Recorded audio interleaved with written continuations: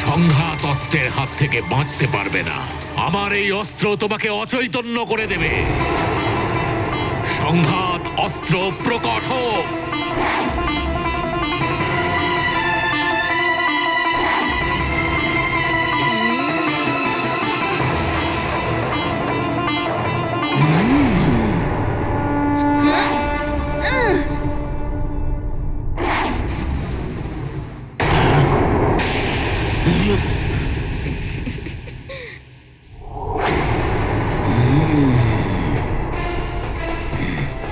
দেবরাজ, কোথায় গেল আপনার শক্তি? প্রথমে এই বালক আপনাকে অপমান করলো, তারপর ঐরাবতকে খেলনা বানিয়ে দিল, আর এখন আপনার সংঘাত অস্ত্র অসফল করে দিল।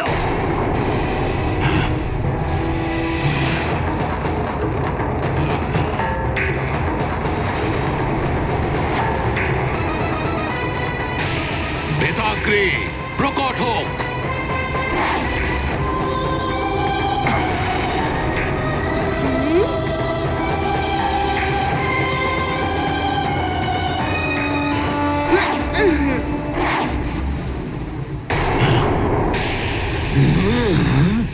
ব্যাস, এবার মারুতিকে যেতে দিন।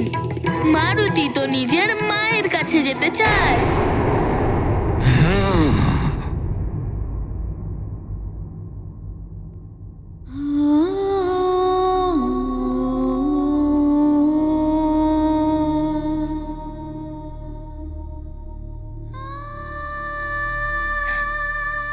মারুতির সব খেলনাগুলো এক জায়গায় করে রাখি, যাতে ও এলে ওকে যেন খুঁজতে না হয়।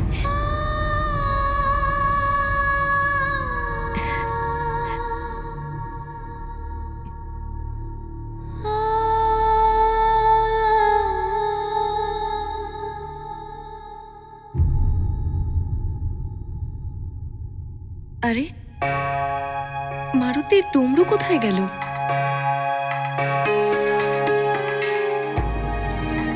দেখতে পাচ্ছি না তো। ওর সুগ্রীব দাদা ওকে উপহারে দিয়েছিল।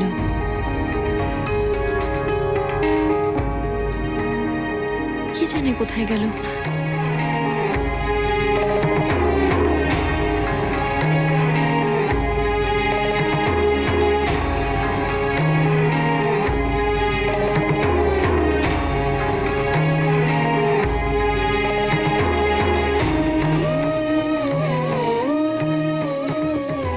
সেবিকারা, সেবিকা,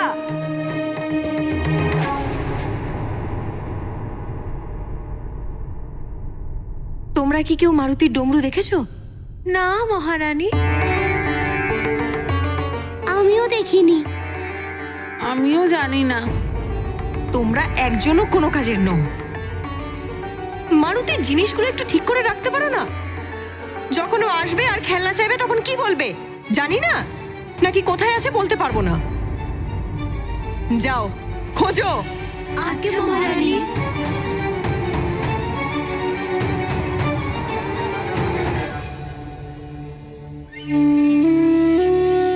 চিন্তা করো না অঞ্জনা, পেয়ে যাবে ডমরু। আমি খুঁজবো। আপনি কিচ্ছু বলবেন না। আপনাদের সবার কথা শুনে এমনি আমি খুব বড় ভুল করেছি। সেই ভুলের পরিণামেই আমার মারুতির সাথে এসব হচ্ছে। এই সব কিছুর জন্য আমি দায়ী। মারুতিকে যদি নিজের চোখের আড়াল না হতে দিতাম, তাহলে ও কোনো সংকটে পড়তো না। আমি তো আমার পুত্রের প্রথম খিদেও মেটাতে পারলাম না।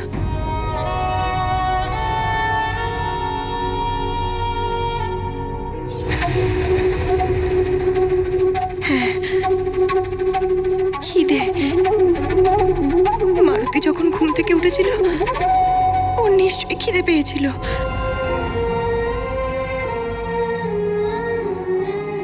ঈশ্বর,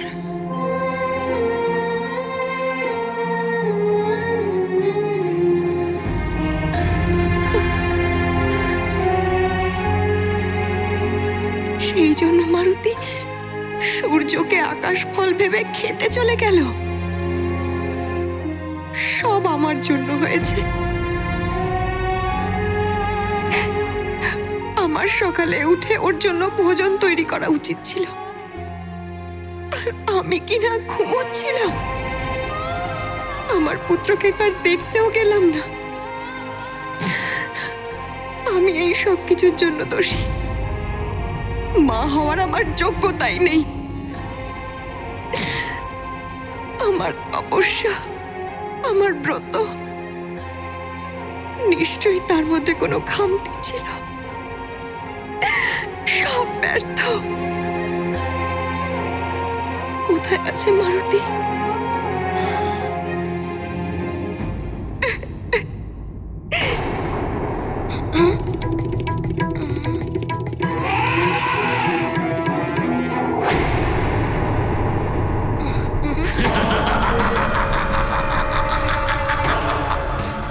দেবরাজ, আপনি তো একটা ছোট বালককে নিজের বশে করতে পারছেন না। ছেড়ে দিন এই বালককে, আর ত্যাগ করুন আপনার স্বর্গের সিংহাসন। যে এই ছোট বালকের কাছে পরাস্ত হয়, তার এই স্বর্গের সিংহাসনে বসার শোভা পায় না। আরে ধিক্কার জানাই আপনার বিরক্তের। কোন মুখ নিয়ে ফিরবেন আপনি স্বর্গলোকে? রাহু!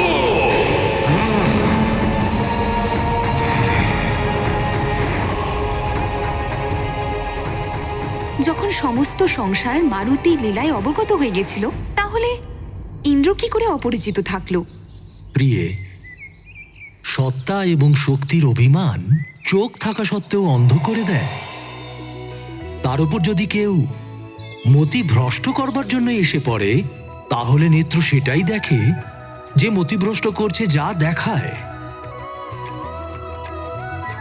একটা তো স্বর্গের সত্তা, তার উপর রাহুর দ্বারা বিবেককে হরণ করা, আর তার থেকেও বড় ক্রোধ। তাহলে কি করে ইন্দ্র একজন বালকের নির্দোষতা বুঝতে পারবেন? ওনার মাথায় তো রাহু চড়ে বসেছিল। সেই রাহু যে সব বিপরীত কার্য করায়, যোগীকে ভোগীতে রূপান্তরিত করে, সদাচারীকে ব্যভিচারীতে রূপান্তরিত। তাহলে ইন্দ্রের ভালো মন্দের জ্ঞান কোথা থেকে আসবে? ওনার বিবেক তো পূর্ণরূপে নষ্ট হয়ে গেছিল। কিন্তু এবার দেখতে হবে যে ইন্দ্রের মাথায় চড়ে বসা রাহু ওনাকে দিয়ে কি কি কার্য করায়। মিত্র গজানন্দ, মারুতির তোমাকে খুবই ভালো লেগেছে, কিন্তু মারুতির মনে হয় যে তোমাকে এখানেই থাকতে হবে। একজন বালক আমাকে পরাস্ত করবে, এটা হতে পারে না, কখনো নয়। মিত্র গজানন্দ, যদি মারুতির কোনো ভুল হয়ে থাকে তাহলে মারুতিকে ক্ষমা করে দিও। এই উদ্ধত বালককে আপনার বজ্র দিয়েই আপনি শান্ত করতে পারেন দেবরাজেন্দ্র। আপনি শান্ত করতে পারেন দেবরাজেন্দ্র। আপনার সমস্ত অস্ত্র অসফল হয়েছে। আপনার সমস্ত অস্ত্র অসফল হয়েছে। শুধু বজ্র দিয়ে শান্ত করতে পারেন আপনি দেবরাজেন্দ্র।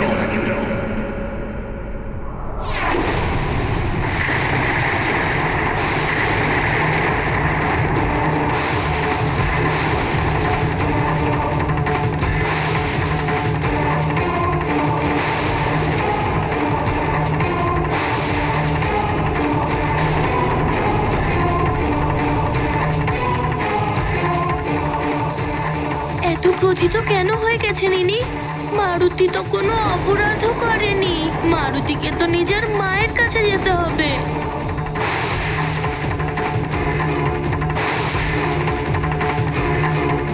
এ কি করতে চলেছেন ইন্দ্রদেব? মারুতির উপর বজ্রের প্রহার করবেন?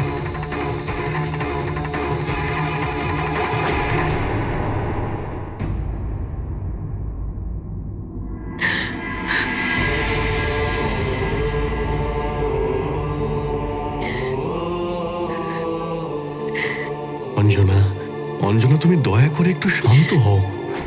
আমার পুত্র আমার জন্য দূরে চলে গেছে, কোথাও হারিয়ে গেছে ও। আমার সংস্কারেই নিশ্চয়ই কোথাও খামতি ছিল, নয়তো মারুতি আমাকে বলে যাবে না। বলুন। মারুতিকে সামলে রাখার দায়িত্ব তো আমারই ছিল, তাই না? বলুন, আমি আপনাকে জিজ্ঞেস করছি। মহারানী, এই যে যুবরাজের ডমরু শিবালয়তে ছিল।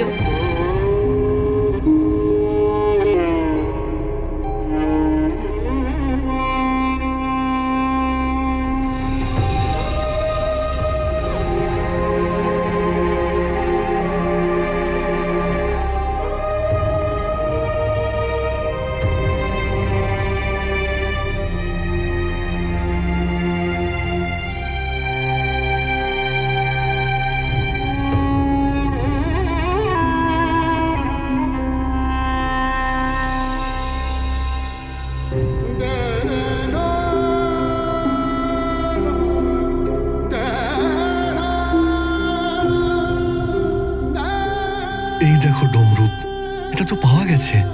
ভগবান ভোলানাথের ওখানেই ছিল। এইভাবে আমাদের পুত্র মারুতিও ভগবান ভোলানাথের ছায়াতেই রয়েছে। দেখো, সূর্যের তাপ ওর কোনো ক্ষতি করতে পারবে না, আর ওর কোনো বিপদও হতে পারে না। ওকে পেয়ে যাব। আমাদের পুত্র দেখবে ঠিক সুস্থভাবেই ফিরে আসবে। ও কোথাও হারিয়ে যায়নি।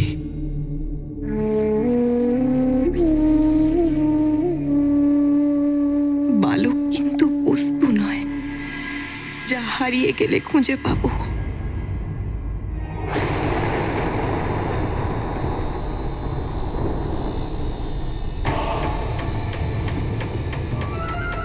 আপনার অপমানের প্রতিশোধ এই বজ্র দিয়েই নিতে পারবেন ইন্দ্রদেব। কিন্তু আমার সন্দেহ হচ্ছে দেবরাজ ইন্দ্র, যে আপনার এই বজ্র এই বালকের কাছে ব্যর্থ না হয়ে যায়।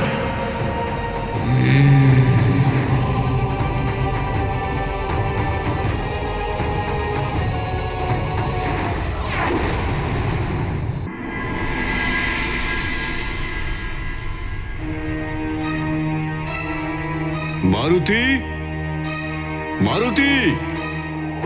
ঈশ্বরের আশীর্বাদও তখনই কাজ করে যখন কেউ তার মান রেখে নিজেও সচেতন থাকে। যে স্বয়ং অসাবধানতায় রয়েছে তাকে কোনো আশীর্বাদ রক্ষা করতে পারে না। ঝড়ের হাত থেকে প্রদীপকে যেমন আগলে রাখতে হয়, সেইভাবেই ছোট্ট শিশুদেরও খুবই আগলে রাখা উচিত। শিশুরা হয় ঠিক যেন কোমল পুষ্পের মতো, মায়েদেরও উচিত তাদের আগলে রাখা।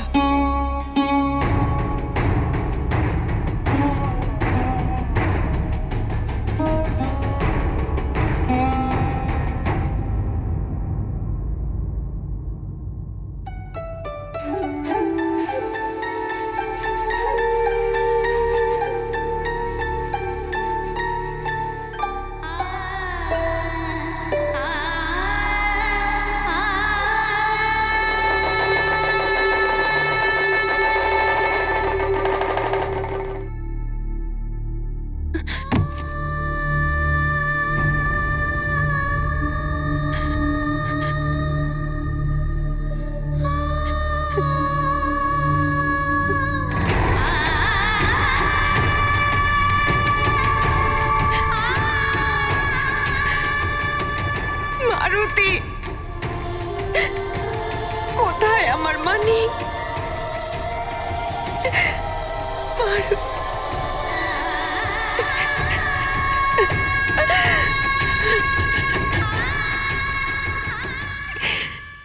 মারুতি!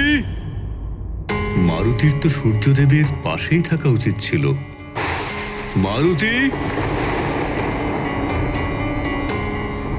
ধ্রুলোক? ও ধ্রুলোকে চলে যায়নি তো?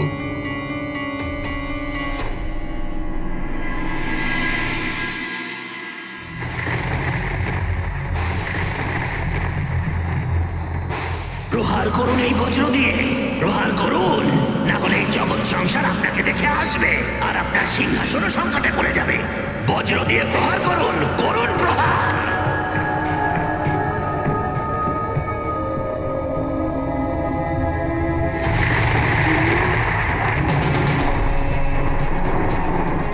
এটা কি হচ্ছে মহাদেব? দেবরাজ ইন্দ্র বজ্র প্রহার করতে চলেছেন মারুতির উপরে। ইন্দ্রকে বাধা দিতে হবে, নয়তো অনর্থ হবে। একজন বালকের উপর বজ্র প্রহার, এ তো অনুচিত মহাদেব।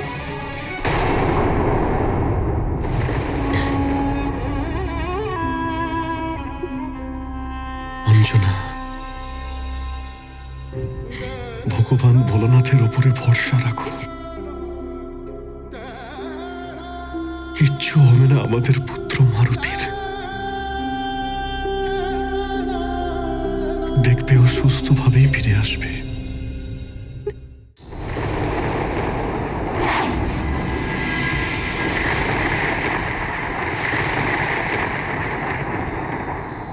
মারুতি,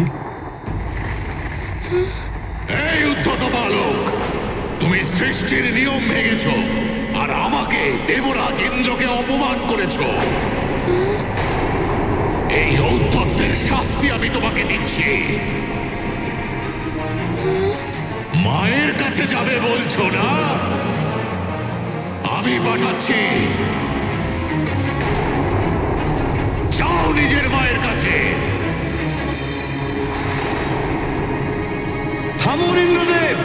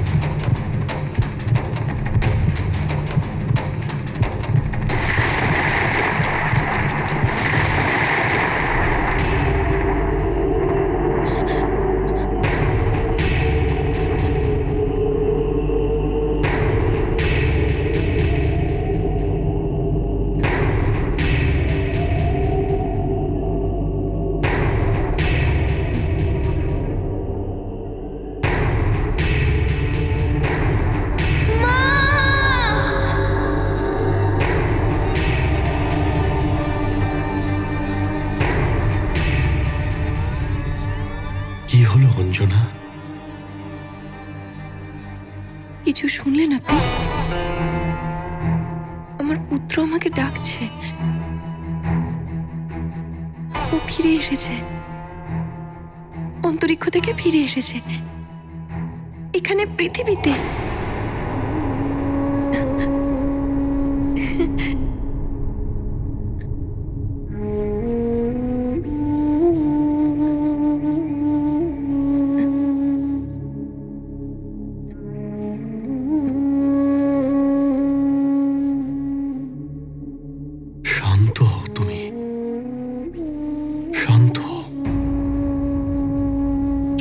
আমাদের পুত্র মারুতি এখানে ফিরে আসতো, তাহলে ছুটে এসে তোমাকে জড়িয়ে ধরতো। চিন্তা করো না তুমি। পবনদেব গেছেন, উনি শীঘ্রই আমাদের মারুতিকে আমাদের কাছে নিয়ে আসবেন।